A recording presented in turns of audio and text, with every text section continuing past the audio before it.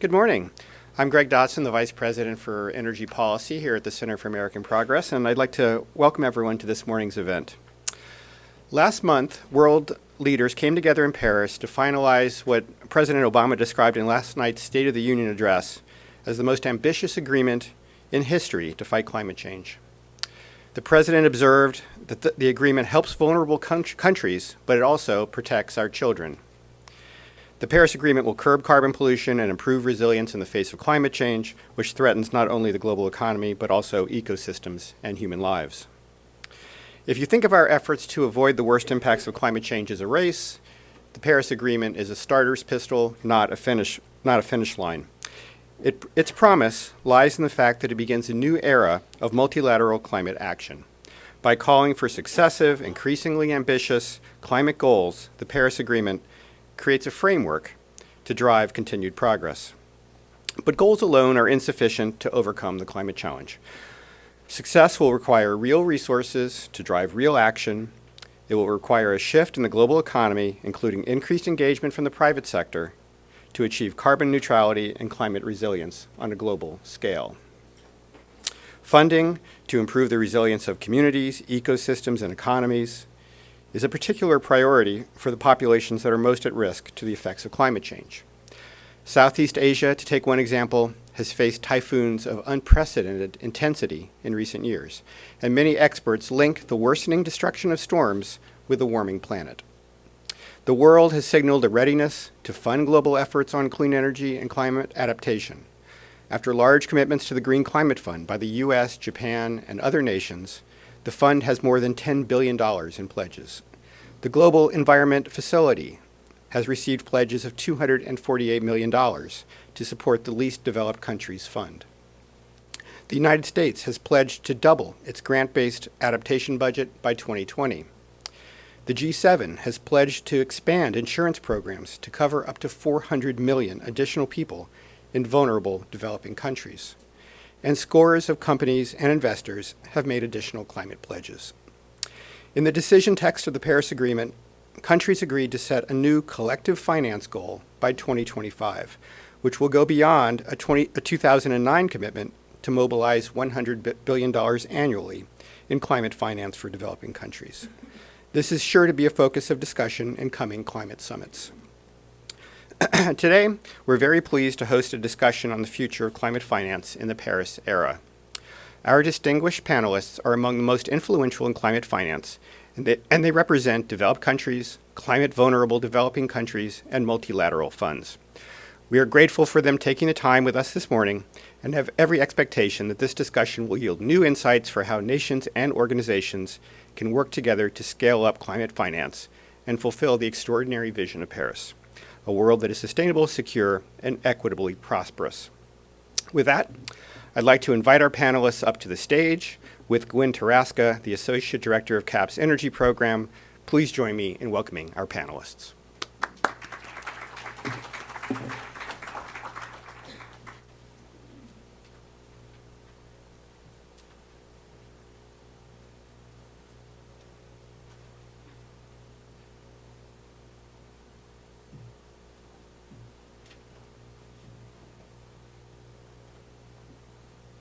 Well, thanks very much, Greg, for framing the discussion. And thanks to our panelists who really do represent some of the most prominent actors in the world of international climate finance in the Paris era. So thank you for being with us.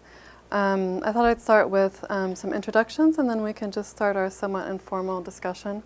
We're very pleased to have with us Naoko Ishii, who is the CEO and chair of the Global Environment Facility, known as the GEF, a position she has held since 2012. Before that, she was the Deputy Vice Minister of Finance for Japan and ran the country's international policies on finance, development, the environment, and climate. She's also spent many years at the World Bank, concentrating on Sri Lanka, the Maldives, and Vietnam. We're also very pleased to have Leo Martinez-Diaz, the Deputy Assistant Secretary for Environment and Energy at the U.S. Treasury, where he runs the portfolio on climate finance. He's also importantly the U.S. representative to the GEF and also the newly operational Green Climate Fund, known as the GCF, which is poised to join the GEF as a major international channel for climate assistance. He was previously the Deputy Assistant Secretary for the Western Hemisphere at Treasury, working intensively on disaster risk insurance in Central America, which is obviously quite relevant to our discussion today.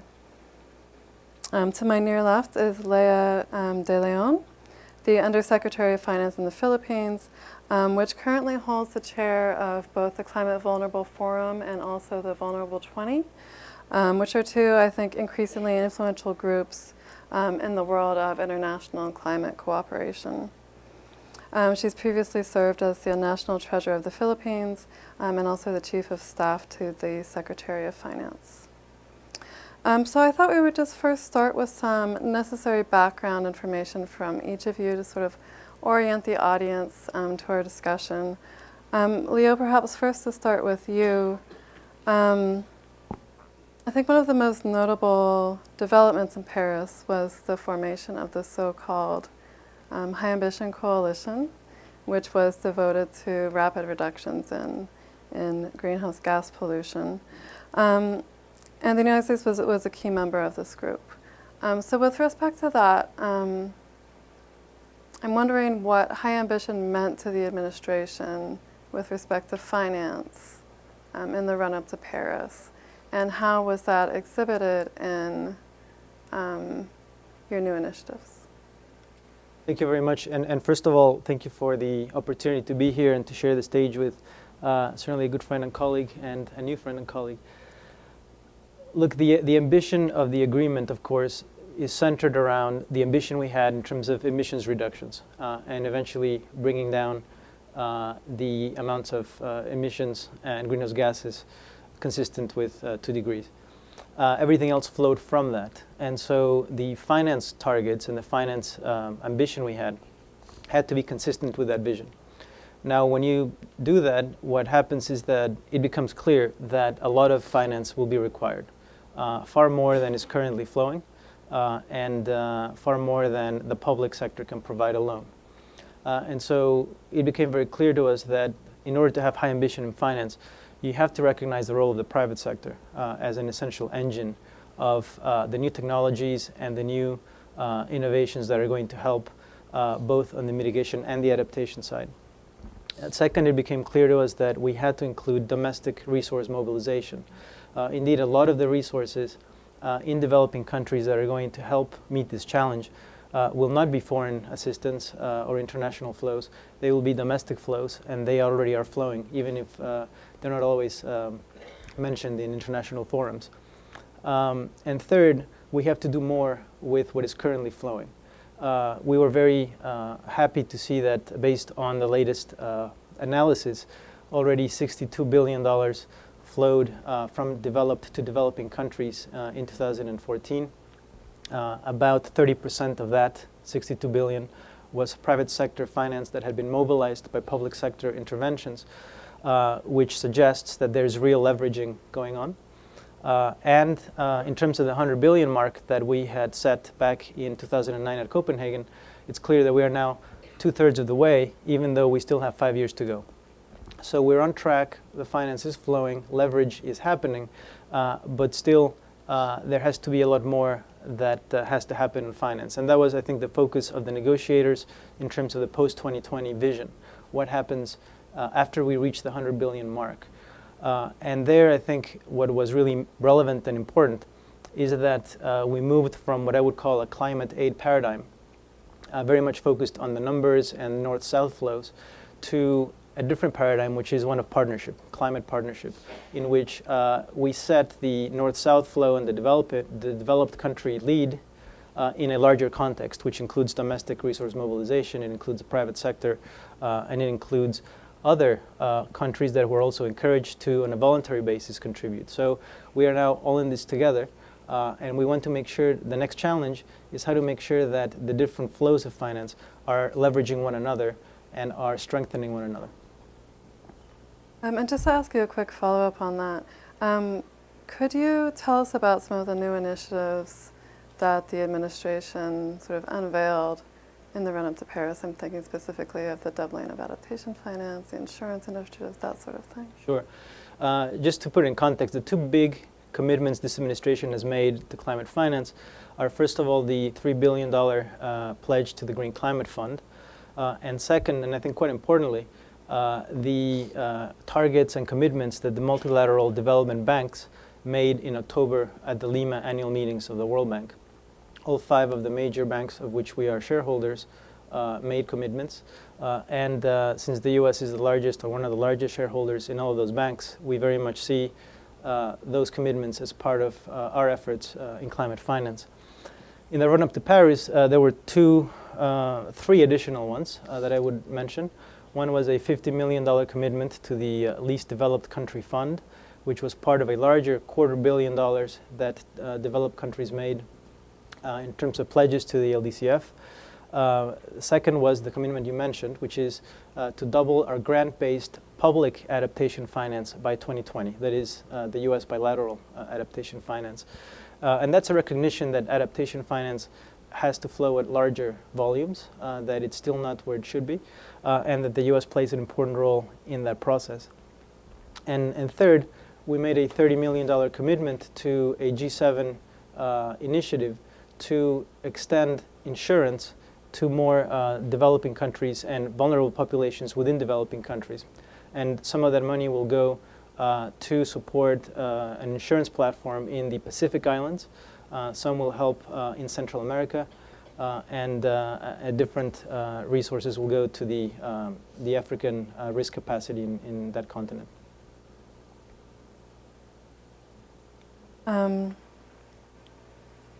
Yeah, I think that's just interesting to me because so many of the initiatives are on resilience finance, which historically has been not neglected, but not focused on quite as much as mitigation. It seems to be a real trend, I think, in the Paris era. And maybe I could just turn to you, Leah. I know that resilience is a major priority for the Climate Vulnerable Forum and the V20. The Philippines, like the U.S., was a member of the High Ambition Group, and I know the the CVF was instrumental in promoting that group's values and getting those values reflected in the final agreement.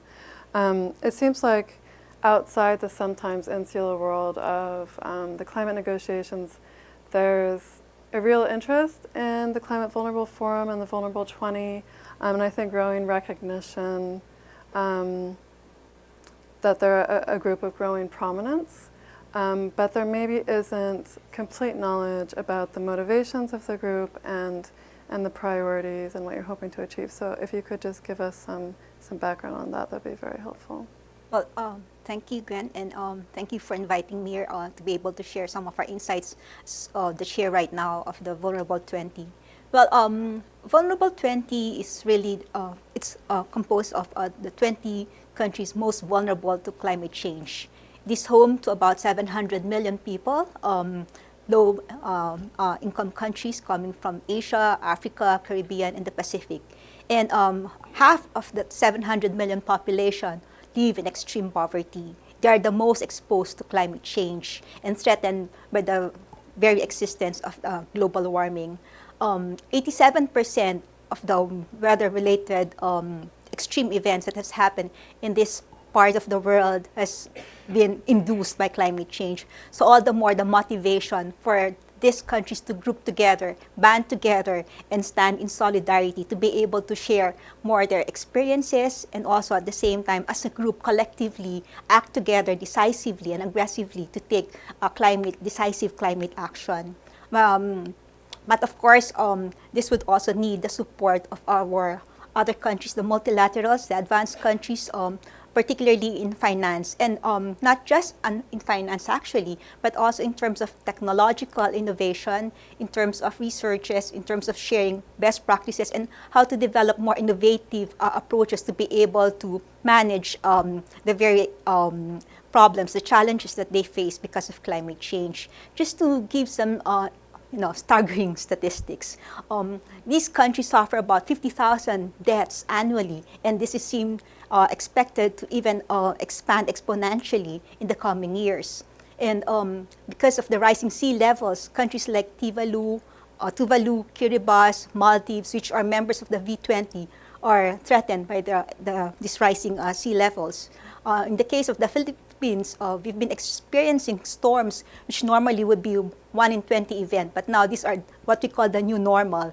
And this, of course, has severe repercussions in terms of our fiscal position, because that would also mean that more resources would have to be done in terms of reconstruction rather than moving forward with our development. So I think this forum is very important for these countries to be able to have their voices heard in these different fora, particularly when we had the Paris meetings, because then they're able to share their aspirations to other countries, and at the same time to see how they together would be able to help themselves and help to act collectively and act together and act now to be able to have some of these measures in place to be able to protect themselves. One of the output that was also made by the V20 was an action plan, and other innovative financing methods that they have also come and discussed with is really to be able to have this market-based insurance mechanisms to transfer to the market some of the financial protection, and even the idea of using carbon footprints to be able to offset the cost for this kind of protection. So what we were thinking before is that how other countries or other multilaterals will be able to help us in coming up with standards, approaches to be able to have some valuation of these footprints and use these footprints to be able to pay for the premium for the insurance mechanism, similar to what has been done in the Caribbean. And also in the Philippines, we've been working with the World Bank we've already developed a database of our own exposure, our vulnerabilities to these extreme weather events and some of the losses that can be incurred because of this kind of climate-induced events. So if we can also have that similar kind of database to other countries, to other members of the Vulnerable 20, then we'll be able to see how we'll be able to also see the valuation of how much protection, how much the cost of that kind of protection would be for these countries, and pull together these risks that we have, and in some ways that would also be able to reduce the premium, the cost of that kind of self-insurance. So we've also been thinking of how we'll be able to use sustainability as a critical metric in our investment decisions, particularly for the private sector. So if there's some way that research or other multilaterals could be able to devise that kind of valuation, that kind of methodology to be able to have that kind of standard, then we can incorporate that sustainability metrics in the private sector for those investment and have a more informed investment decisions. So let me turn it to you, Naoko, for some background information on the GEF before we jump into the meat of our discussion. Both of our panelists put a real priority, I think, on resilience finance targeted specifically to the most vulnerable. And I think in that context, many of us were very pleased to see the new commitments to the Least Developed Countries Fund. So could you tell us about the aims and the priorities of the LDCF and of the GEF generally, and then how the GEF supports and really facilitates the values of the Paris Agreement? Yeah, thank you so much. And first, thank you so much for having me this opportunity to address this group, and together with our colleague, and it's a real opportunity for me and for the GF. The GF was established actually 25 years ago in the eve of 3 Rio treaties concluded. Climate change treaty, a convention, the biodiversity, and land desertification. So we were born to serve those 3 Rio treaties. And so far, for the last 25 years, we provided say 50 billion in grant, mobilized 75 billion, and among those 75 billion, that the climate change is about third of the total volume. And in case of adaptation, we have 1.3 billion, the portfolio already committed, and so that then we have quite a number of activities ongoing, mostly the LDCs. In terms of the Paris Agreement, first, I think that everybody in this room may agree that it's a huge, remarkable, incredible success that and it provided us with a wonderful foundation to really build a house on that upon it. And it kind of unites that variety of the multi-stakeholders and to fit the national government at the central, but also the business and the finance and the public institutions like us, so that very well done by diplomats and the government. Now it's time for us to really build on and to implement that and to achieve that goal intended. And I'd like to also congratulate and thank the U.S. government, which really made a lot of effort to make this Paris Agreement happen, starting maybe actually the November 2014 U.S.-China bilateral agreement, which is a real boost to the negotiation up to Paris. So that I just want to formally recognize that the U.S. really did a very good job. In terms of that, what it really means for the institution like us, I mean, Paris means institution like us, I think that there are two important entry points for us to push this transformation, to push this fundamental shift towards the low carbon resilient economy. And the first one is how to create and how to enhance multi-stakeholder platform, the multi-stakeholder coalition by willings to which the government is also central, but also joined by business, the private sector, the finance, and the institution like us. And this, in order to achieve the ultimate goal of the Paris, or the shift to low carbon resilient economy, this world needs a transformation of at least 3 key economic systems. One, energy system, then the urban system, and land use or food production system. So that Paris gives us a lot of opportunity, which you may have already seen that a number of declaration or the commitment are joined by multi-stakeholders. So for each of those 3 key economic systems, energy system, the urban system, and the land use system, you have observed that quite a concrete multi-stakeholder platform.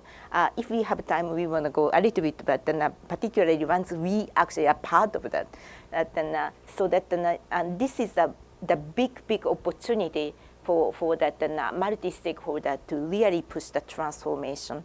In case of the GF, for instance, energy system, that we are actually working with the business and the finance, and together with the countries, how to create that risk-sharing facility so that the renewable energy or energy efficiency investment are actually taking place, in the particularly that developing or say, for instance, Sub-Saharan Africa. In case of that urban, you may have seen that one beautiful thing about Paris is not only national government, but the sub-nationals' role are so highly recognized. You may have seen a lot of coalition, that the declaration and initiative taken by cities.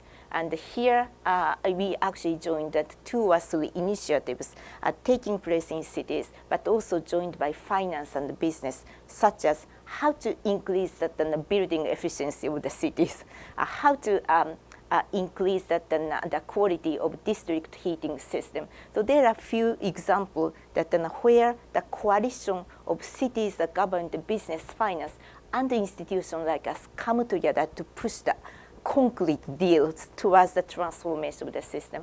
Land use is another interesting one, that food, how to produce the food toward 9 billion world is a very important issue, and where we see a lot of examples like a supply chain initiative, land restoration initiative, which unites not only government but subnational business and finance, that and the institutions like us come together how to keep the bottom line of the supply chain, how to help the restoration of degraded land, so that I can count on the very concrete example to which we are part of that. So these are one channel that how we unite, come together under united framework and to shift the transformation of those key economic systems, and to which that an institution like us, grant-making institution, can play a quite interesting role to either to do the capacity building or policy reform, and also to share the risk of private sector investments. So that's one channel, big channel that the Paris gave us to work on. The second channel, I will be very brief, the second channel is how to help the government implement their nationally INDC, that the nationally determined commitment, and the GF actually provided the funding for 46 countries to prepare that nationally determined commitment. Now it's time for us to help the government implement those commitments, and particularly that again, thanks to the shareholders, we were explicitly tasked to help the government to enhance the quality of the reporting. We called it the capacity building for initiative for transparency, and we were tasked to do it, and we are now working very, very hard to get resources to find a mechanism to help the country to implement, particularly in terms of the quality reporting. So these are the second channel, that an opportunity, very concrete opportunity for the institution like us to be helpful, to use that and utilize that opportunities that Paris gave us. Of course, that we can talk a lot about finance per se, but maybe I need to stop here. In terms of the finance, again, that we will be doing that climate change mitigation, but also climate change adaptation, which is going to be very, very important. And again, thanks to the government, including US, would give us 50 million additional new resources to the LDCF. Now we have an additional 250 resources for the adaptation, and we want to do that the mainstreaming adaptation or resilience agenda, utilizing those new resources. So let me stop here. So why don't we turn now to the suite of tools that all of your governments or blocks or institutions have to begin scaling up finance in the Paris era. Leo, if you wouldn't mind putting on your GCF hat for a moment. It seems like there are two themes emerging in this discussion, and I saw the same two themes in Paris. It was really striking, I thought, that there was sort of an unprecedented engagement shown in Paris from the private sector in a way that we haven't seen in previous summits, with scores of companies and investors coming forward to make commitments. And at the same time, I think there was a stronger recognition from all the parties about the importance of adaptation and elevating adaptation finance to start bridging the somewhat staggering shortfall in funding. So those two virtues are actually the primary virtues that are set to hold, I think, of the GCF. It has a dedicated private sector facility. It has an objective to elevate adaptation finance to, over time, meet the level of support provided for mitigation. And it has a particular focus on the most vulnerable. So I'm wondering if you could just speak to both of those aspects of the GCF and tell us, where the private sector facility is in its development, what its first set of tools and mechanisms and sectors that it might target might look like, and then also whether any of those mechanisms speak to the gap in adaptation finance. Let me start with the private sector piece of the question.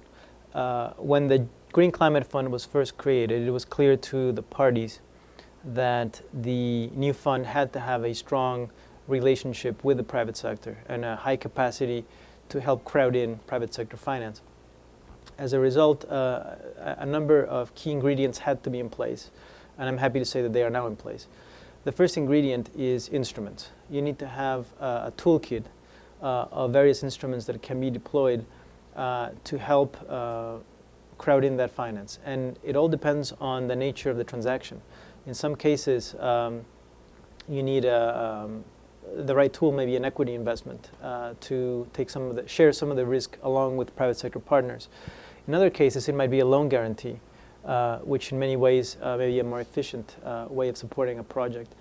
In other cases, it might be a concessional loan that comes in to backstop some of the risk in a different transaction.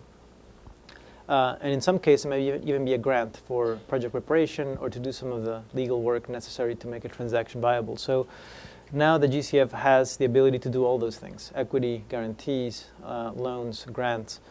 And it's an open-ended mandate, so it could introduce other instruments in the future should the board decide to do so.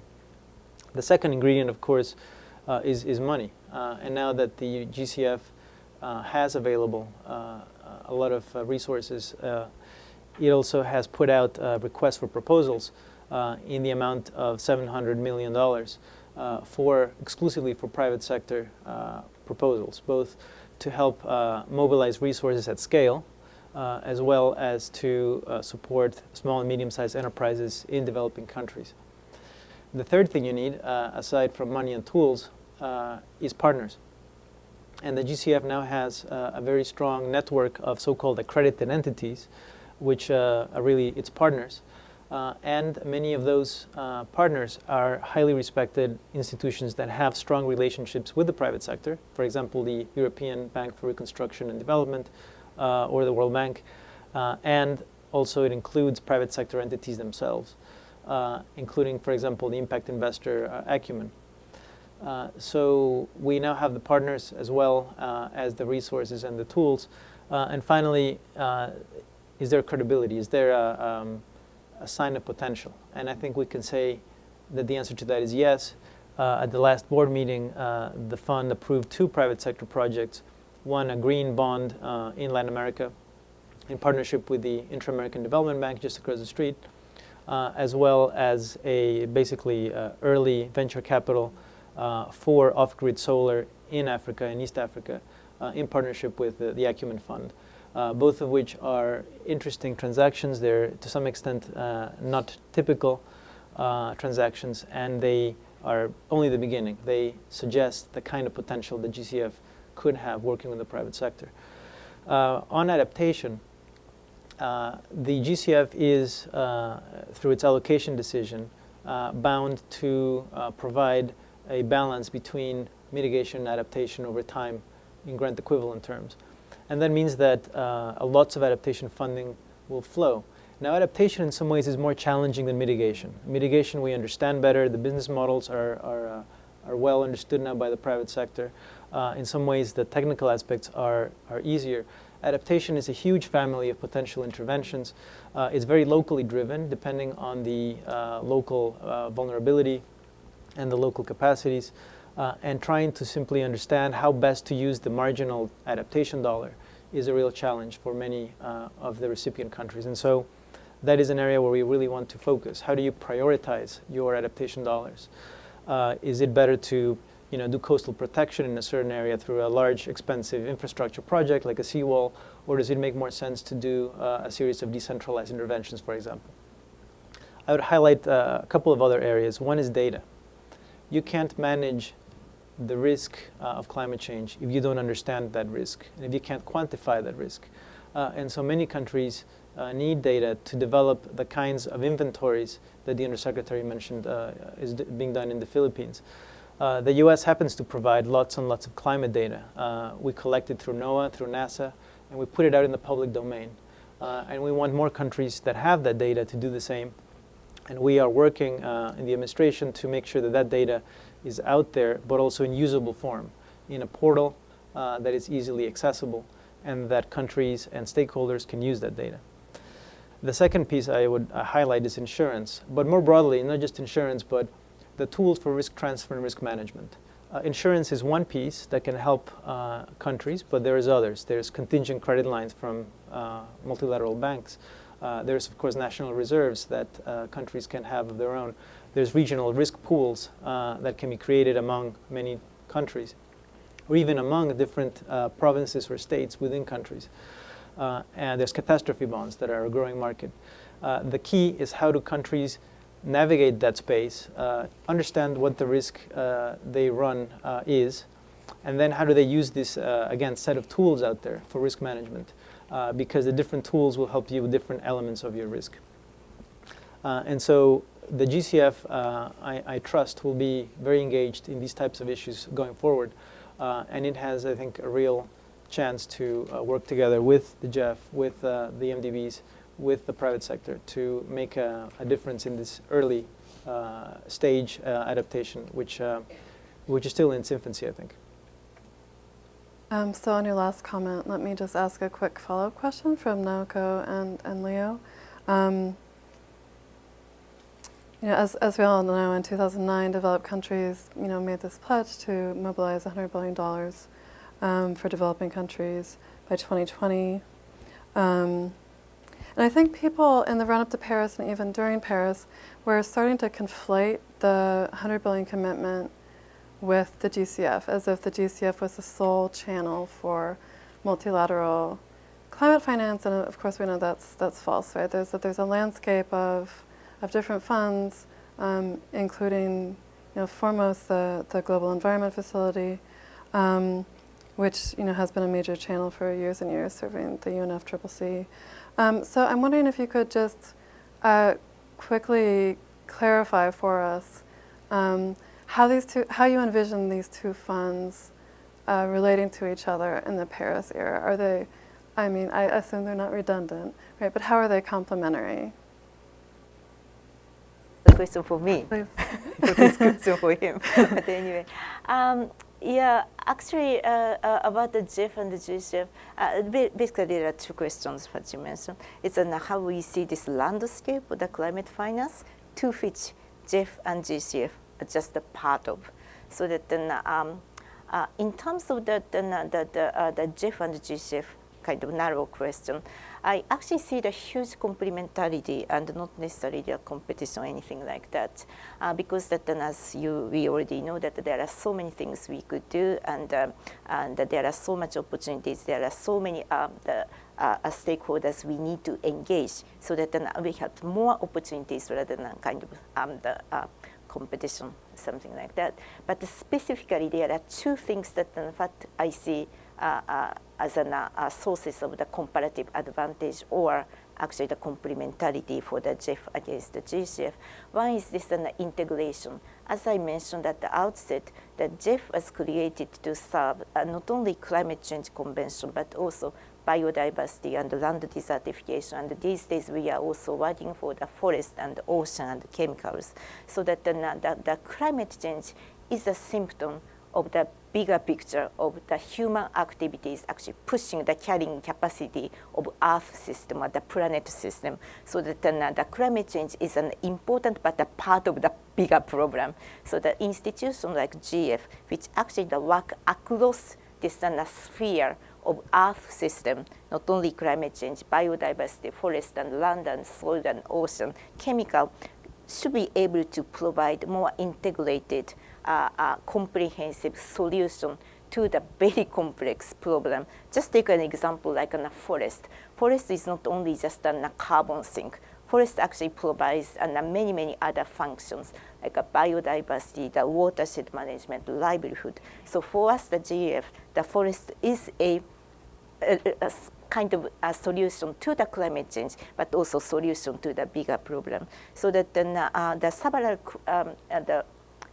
recent projects of the GF, like a supply chain program, again, that it's not only the climate change, but it's also more like a broader issue of how to keep the ecosystem, how to keep the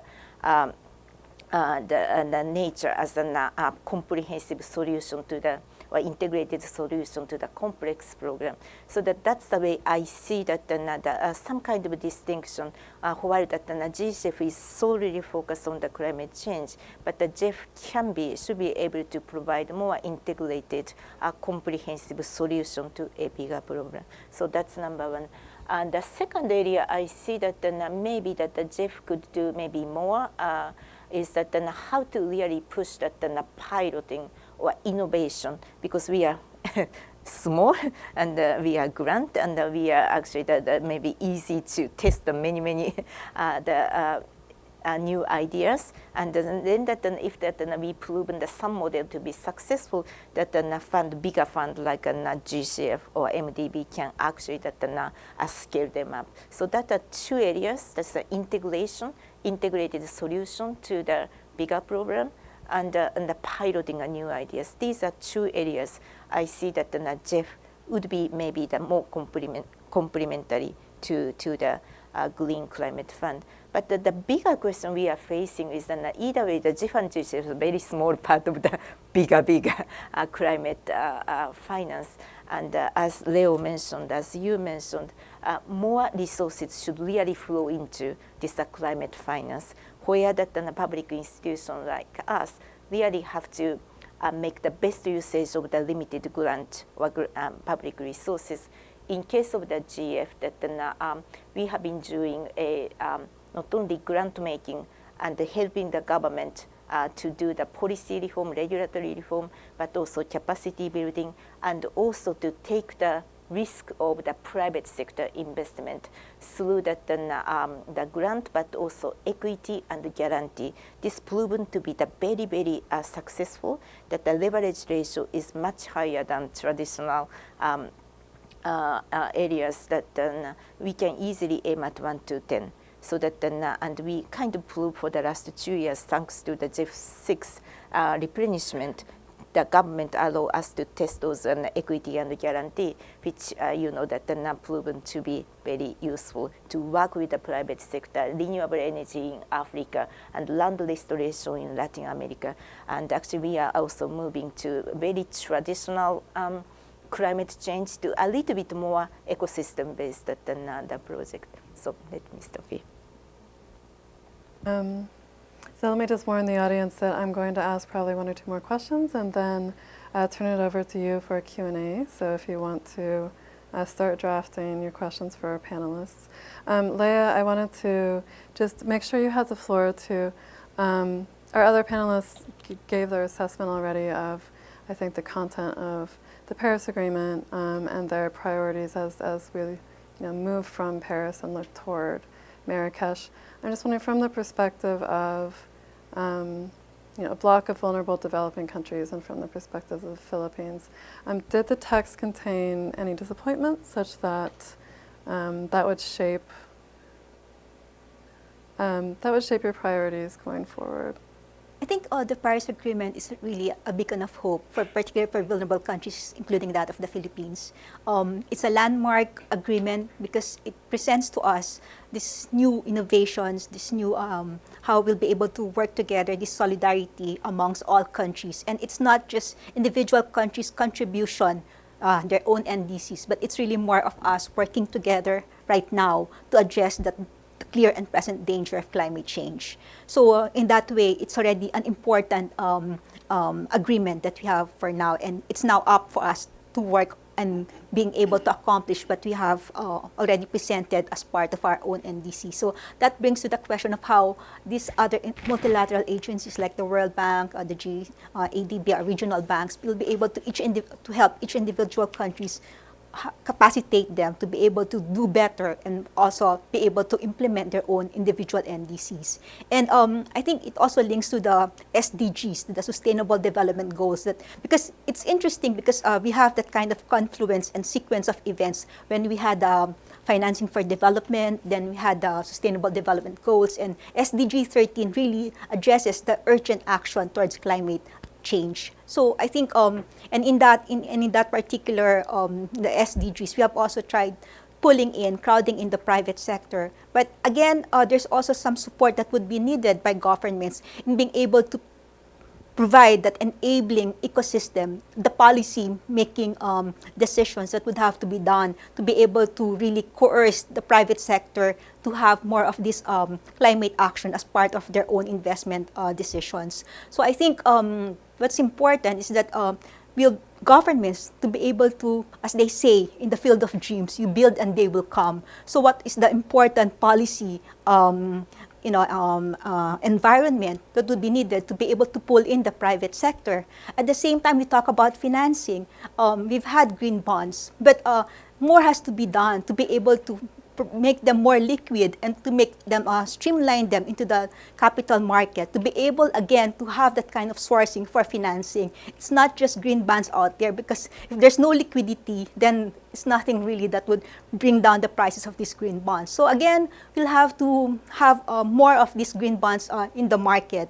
At the same time, also we'll have to work for more innovation in terms of technology. How we'll be able to get in terms of getting prices right. Like now, also we have leaders coming together to have that platform for carbon pricing. But at the same time, also on the opposite side, there are also other countries that continue to provide fossil fuel subsidies. So how do we have to have this kind of consistency in our policy making decisions? So I think that's also something that maybe countries together, when they meet, would be able to address all these kind of issues as well. And for the V20, I think it's really for us to be able to work together, because we have our own differences in terms of our own challenges. But I think in some ways we'll be able to come together and see how these different kind of experiences would be able to allow us to learn from each other in terms of policy making decisions, in terms of implementation of all our actions towards achieving our own NDCs, and at the same time also working together with other partners like the MDBs, our own private sector, and coming out with a more this convening power of governments to be able to work together and have a more concrete actions in terms of really walking the talk of what we have presented in Paris. So just one more question from me. Naoko, I know you spent years working in the Ministry of Finance in Japan, and of course in the Global Environment Facility. So you have ample experience choosing where to invest limited public funds. So I'm wondering what your insights are when it comes to using limited public funds in a targeted way in order to unlock larger co-financing flows. You spoke a little bit ago about capacity building, and we know that one of the major obstacles to scaling up climate finance in vulnerable regions is a lack of capacity to attract and absorb investment. So I'm wondering if you could just sort of bring this conversation down to earth a little bit and maybe give us some examples in which capacity building then led to an influx of larger investments. Sure. In our portfolio, maybe that in this area of how the public funds can leverage the private sector funds, I think basically, very broadly speaking, two different ways of seeing it. If the first one is more like a general thing that the public sector like us to do a policy reform, for instance, South Africa, we help the South African government to reform feed-in tariff so that the private sector come in a big way for wind power generation. It is one very interesting, clear case that a combination of the capacity building, a policy reform, which induced that on a big scale that the private sector investment. So that's a kind of one model which is everywhere in the world. But if we just see much more technical side of that, and if we see that the example of in one instrument, can we combine capacity building or regulatory reform or risk taking together, meaning that the public funds like us and the private sector funds, that there are actually also there may be three interesting examples I can inform you. The first one is again that the risk taking, where capacity building / risk taking. In case of South Sub-Saharan Africa renewable energy. There are so many good small-scale investment opportunities, but then the private sector very hesitant because of perceived risk. That here, that an institution like us actually together, in this case, African Development Bank, to come together to put the facility so that we can use it not only the risk taking, but also to do a little bit of capacity building for developers, so that the pension fund, in this case, the Danish pension fund, like institutions, come in a big way to scale up. So that's one example. The capacity building and the risk taking come together. The second example is more like an aggregation. Again, that you see a lot of interesting examples, the investment opportunities here and there, but each of them are very small to attract the interest of the capital market. One good example is the city-based lighting. Many cities are interested in switching from the inefficient lighting to LED. There's a very clear economic case. However, each of the projects is so small, so we actually come together with the World Bank to create the facility so that galvanize those small-scale projects to make on a bigger scale and to go to the capital market. It's already kind of established. So this is the aggregation side. So the capacity building and aggregation. And the last one is actually the project preparation. This is the area that we are stuck. We have been hearing a lot from the capital market that that we need a bankable project. But in order to have a more bankable project, somebody actually needs to fund or create a facility so that the potential investors or the developers come together to do the capacity and the project preparation. And here that we also kind of come together with interested partners to create that kind of facility, and we are just testing that if it works or not.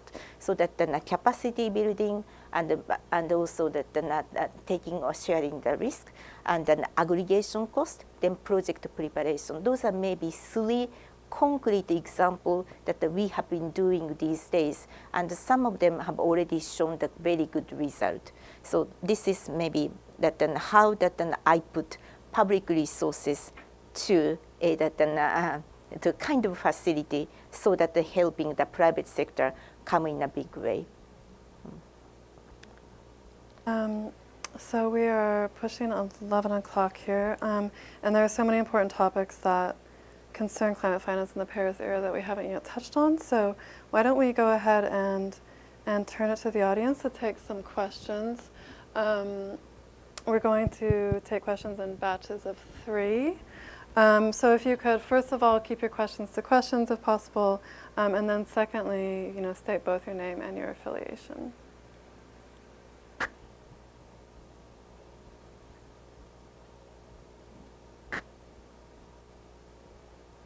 Thank you. My name is Georges Mihais. I'm a member for UNESCO Task Force. And my question is the following. How would you consider the financing of what I would call major project like land degradation, which cost every year $300 billion approximately?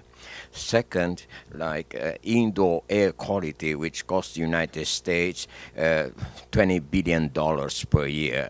In total, $500 billion per year this cost is incurred now. How would you consider such a financing? I think of a model like the GEF had this remarkable Danube Regional Development Project. This project enabled many other projects, cooperation with European Union, European Commission, local region, even municipalities benefited it. So would such a model be applicable to address almost immediately this mitigation of impact of climate change, specific again indoor air quality? The documentation is very recent about in all countries. France alone, it costs 19 billion euro per year indoor air quality.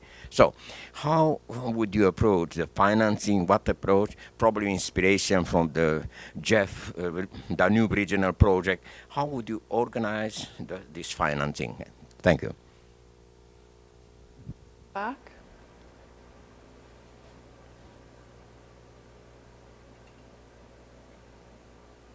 Amelia, Meridian Institute. Question for Leonardo. How many entities have been accredited, and what are the plans at the GCF to streamline the accreditation process and ensure at the same time fiduciary standards can be met? Have one in the back. Thank you. Hi, Victoria Gao from the Commerce Department. I'm really glad to hear of the incorporation of the private sector in all of your plans, and I do see the importance of it. I was just wondering, so far it's been a kind of voluntary, cooperation and coalition building. Do you foresee any mandatory requirements on private sector, either through GCF or perhaps even government, local government, or national governments or any other national platforms or international platforms? Excuse me. Leo, did you want to go ahead and answer the GCF question? Sure. At the moment, the GCF has accredited 20 entities. There is another batch of between 10 and 20 that we'll be considering in the next board meeting or two. So by the end of 2016, it's likely that the fund will have around 40 accredited entities, we would project. The process is a new process, and its main goal is to ensure that those entities that are accredited, that become partners of the GCF, are going to be high-quality institutions that are going to be able to uphold the standards and the safeguards of the fund. And the innovative part, I think, of the accreditation process is that it is fit for purpose. That is, it admits both large, sophisticated institutions that can move billions of dollars a year, as well as really small, relatively new institutions from developing countries. And this process is meant to allow for the entire spectrum of institutions to join as partners of the GCF. And so the challenge is, how do you ensure that that those that are least capable and least experienced are nonetheless able to participate in the process. And for that reason, we have put in place so-called readiness funds, which are meant to help those entities that are wishing to apply for accreditation to build up some of the capacity to do that. And once they are accredited for levels of risk that are appropriate to their capacity. So a relatively small institution with relatively limited track record, or a track record in an area of relatively low-risk projects, would only be accredited to do low-risk projects, as opposed to a large, sophisticated institution with a long track record that would be accredited for a much higher level of risk. And so this process has allowed us to build one of the most diverse networks of partners of any institution of its kind. And that's, I think, a good thing. The other thing, of course, is that it allows the institutions from developing countries to become partners and to build up their capacity over time. And that's very good, because not only does that institution then, is that institution able to use GCF monies more effectively, it's also able to use other monies, including its own money, more effectively. And that's good for the developing country. In terms of streamlining, we are looking at the entire process and trying to make sure that the process is as least onerous as possible, that the paperwork is easier to navigate, but at the same time we want to ensure that there is still confidence that the process is robust and is independent. The process is driven by an independent panel of experts that are trained in this area. There are no board members or secretariat members on the panel, so it is truly independent and reports only to the board. And that element of independence is something that we intend to continue even as we try to streamline the process. And as to financing land degradation, it strikes me that both Naoko and Leah may know quite a lot about that. Shall I leave it to you to jump in? I will take the land degradation. Yeah. No, thank you for the good question about the land degradation. It is maybe our dream project, because it's really,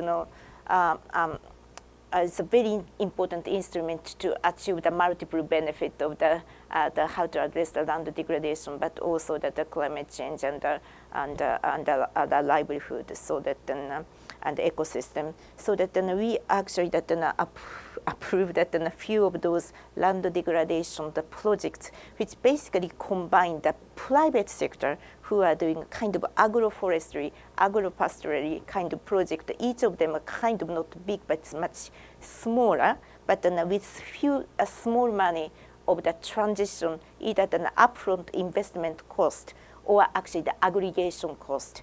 Then that also a little bit of money for that.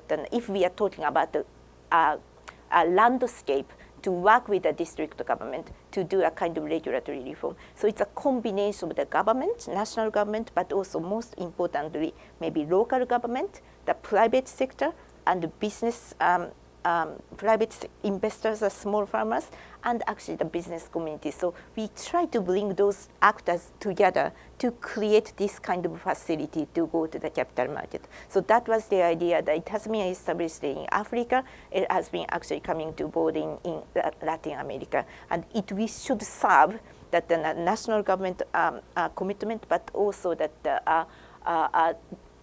global declaration like Bond Challenge or 2020 for Latin America. So that was a kind of instrument, again, the uniting that the local government and the small farmers and the business sector, the finance together. And as you said, we want to see more and more of those kind of blended, not only finance, but then blended actors, multi-stakeholder platform together.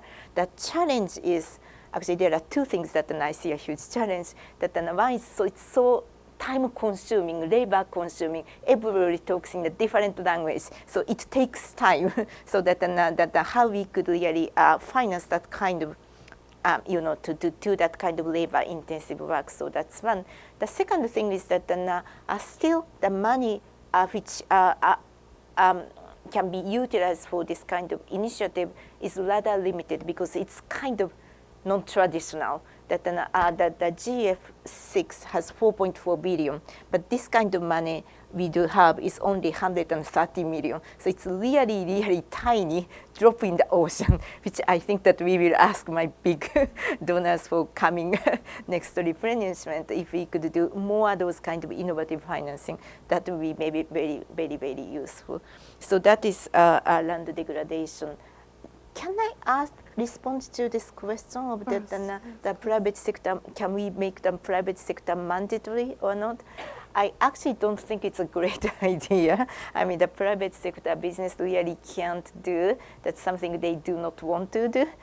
But then based on my experience of the last 4 years, more and more business sector really, really want to join this multi-stakeholder platform kind of thing, not because of the, that they are charity, but it's because of the business bottom line. And they see the more and more business opportunities, or they feel that without doing that, their business will be at danger. So that I mentioned that a few examples which we joined at the Paris, that say the building coalition, energy efficiency coalition, land degradation coalition, the supply chain. There are tons of examples where the business, private sector, institution like us, and country really come together, so that that the only bottleneck is, as I mentioned, that all of us speak in a very different language. So how we could really take time to overcome that kind of language institutional barriers. And in my case, again, that can we really get out of this very traditional way of doing business and to go a little bit more like a flexible, innovative way of doing business? So these are maybe two kind of barriers, if I may say, to overcome, to have more of those kind of business and public-private coalition of way of doing business. Just to add, there are recent studies have already indicated that for our infrastructure requirements, about 90 trillion would be required for infrastructure development alone, and an additional incremental cost of $4 trillion is also necessary to be mobilized to be able to reach the 2 degrees Celsius goal. So you can just imagine how much financing is really needed, and that's really would take a lot from the private sector, because governments alone cannot do the job. But again, I would like to emphasize that there should be the proper policy setting should be in place for be able to attract more private sector investments venturing into this kind of projects as well.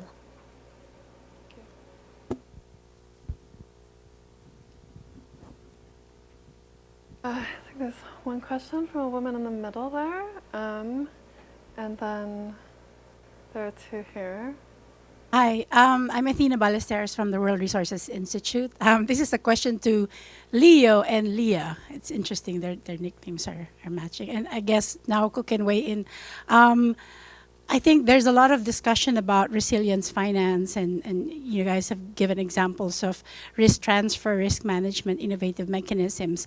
I think the other signal coming from the Paris Agreement is not just to find new money, Leo, but to shift money towards low carbon resilient infrastructure and energy projects. So I was wondering if you have thoughts, one, Leah, from the V20 and the CVF perspective, how do you see us going forward, revisiting investments in traditional energy and infrastructure? What tools, information, training, and capacity building do you need?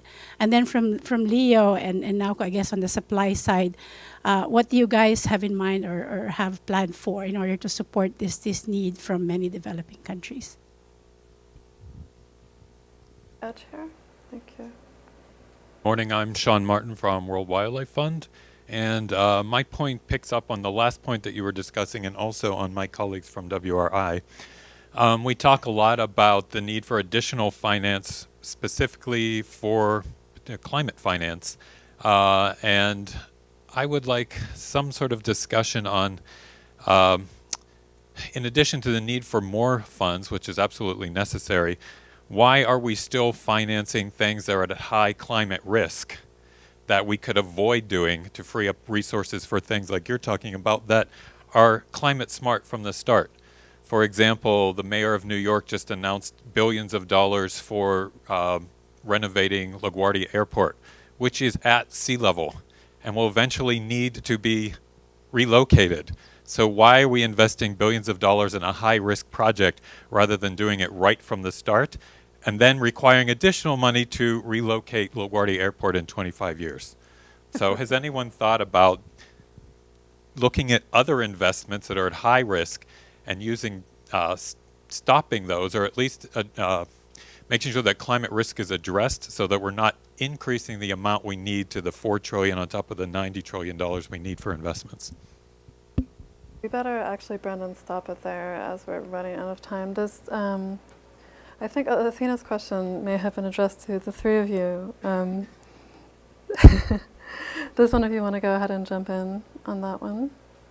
If I may, from the vantage point of the V20, what we're looking at is really to also ask some of our multilaterals, our advanced economies, to also study new technologies that they can also be able to help, less fiscally sustainable countries, because all these V20 countries, they're really in the poverty line. So it would be competing with some of the requirements that they have, and you cannot, and it's really not really equitable to ask these vulnerable countries to be able to be doing more in terms of financing for this new technology. So if there are some ways of doing things better, technologically wise, and be able to share this with these vulnerable countries, then I'm sure this would benefit these countries in terms of being able to have a more resilient economy.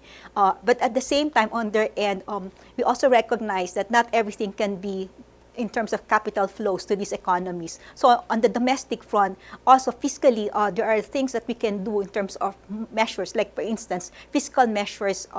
Just to cite in the example for the Philippines, we had what we call the sin tax, a tax that we levied on cigarette and alcohol for universal health care. In the same manner, perhaps there could also be similar levies, impositions, charges that can also be levied to the private sector as a solidarity fund to be able to finance some of these ways of doing better, to be able to have a more resilient economy.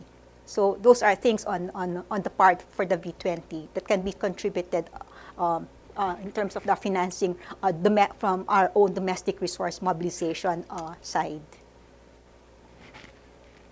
I could sort of try to fold the two questions together because they're very important. On your question, Athena, I think the underlying economic fundamentals are very positive. You look at the cost curves for wind and solar, and they are nothing less than remarkable. There are technologies already that are going to continue to get cheaper and better in terms of providing renewable energy.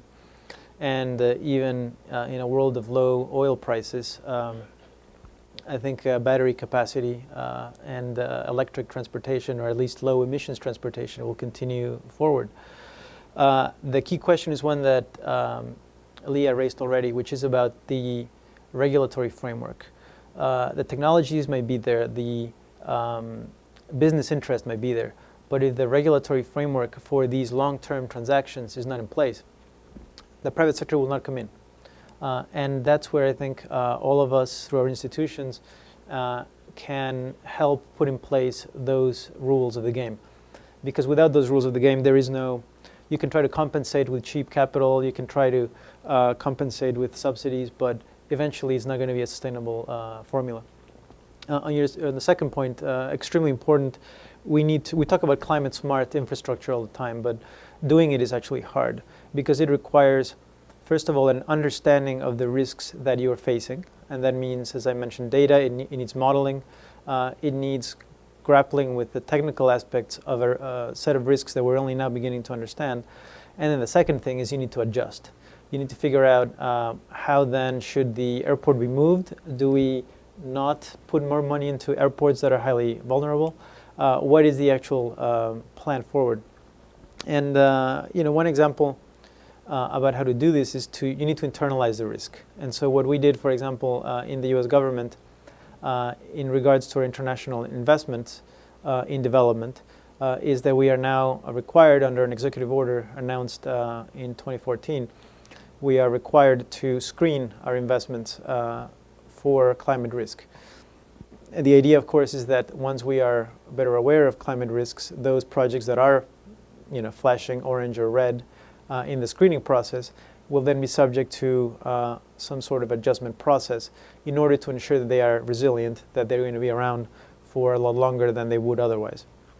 And so we are currently in the process, cross-government, with all the international agencies that provide assistance.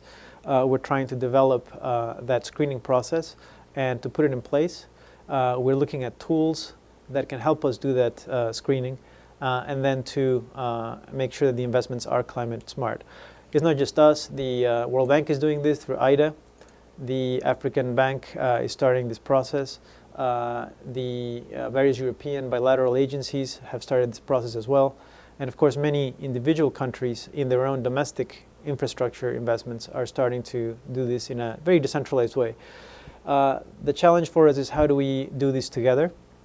Because there's a lot of need for exchange of information, of models and practices that we can point to, because this is tough. This is very hard. It's one of the hardest things that we can do from a technical standpoint, and also from a political standpoint. It requires really embracing risk management. So the good news is that we are on the way, that the processes are now in motion to try to put that in place. I just also try to respond to the last question.